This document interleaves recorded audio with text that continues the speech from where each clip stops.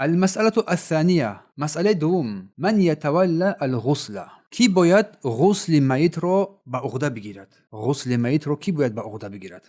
بهترین کار این است که میت را شخصی بشوید که احکام سنت غسل را خوب میداند، شخصی با انصاف، شخصی با اعتماد و عادل باشد، خصوصا اگر از خویشاوندانش باشد، چون میفرماید که لان الذين تولى غسله صلی الله علیه وسلم، زیرا شخصانی که غسل پیامبر را به عهده گرفته بودند كانوا من اهله، که علی از اهل خانواده پیامبر بودند، مثل علی رضی الله عنه. این حدیث رو ابن ماجه تحت رقم 1467 روایت کردن که البانی این را صحیح گفتند. پس اولاترین شخص برای غسل میت شخصی که میت وصیت کرده است که او را فلان کس بشوید، اگر آن احکام را بفهمد، بعداً از آن پدرش یا بابایش یا کسی که نزدیک بر آن است از طرف اصلیش، مثل فرزند، برادر و غیره، بعد سپس خویشاوندان، اگر آنها توان شستن میت را داشته باشند، از این احکام با خبر باشند، پس بدان که مرد را باید مرد بشوید و زن را زن بشوید، غیر از زن و شوهر.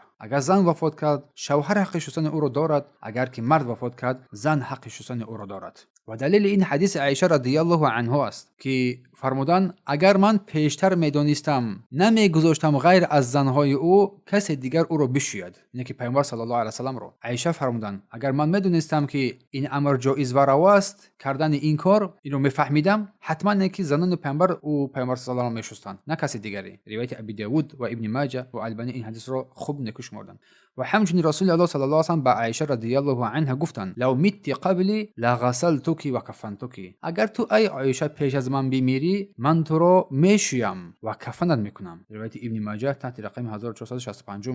و همچنین اسماء بنت امیس شوهرش ابوبکر صدیق رضی الله عنه را شست. این را امام مالک در موطا ذکر کردند. و همچنین شهیدان میدان جنگ شسته نمیشوند و کفن هم کرده نمیشوند. شهیدان میدان جنگ نه شسته میشوند نه کفن کرده میشوند، چون رسول الله میگه امر بقتل احدین، زیرا رسول الله صلی الله علیه و آله امر فرمودند که کسانی که کشته شدن در احد شهید شدن با لباس های خود دفن کنند آنها را، چون که پیامبر صلی الله علیه و آله آنها را امر به شستن هم نکردند و لم یصلی علیهم، و بر آنها نماز هم نخواندند، چون آنها نیازی بر این ندارند، و نیز آنها را کفن نمیکنند، بلکه با همان لباس هایی که بودن خانواده با آنها را دفن میکنند. و کودکی که پیش از مکمل شدن حامله داری از بطن مادر می افتد، خواه پسر باشد یا خواه دختر، اگر سنش به 4 ماهگی رسیده باشد، باید غسل کرده شود، کفن کرده شود و نماز خوانده شود و در قبرستان مسلمانان گور کرده شود. اما اگر سن او از این کمتر باشد، 1 ماه و 2 ماه و 3 ماه، این دیگر برایش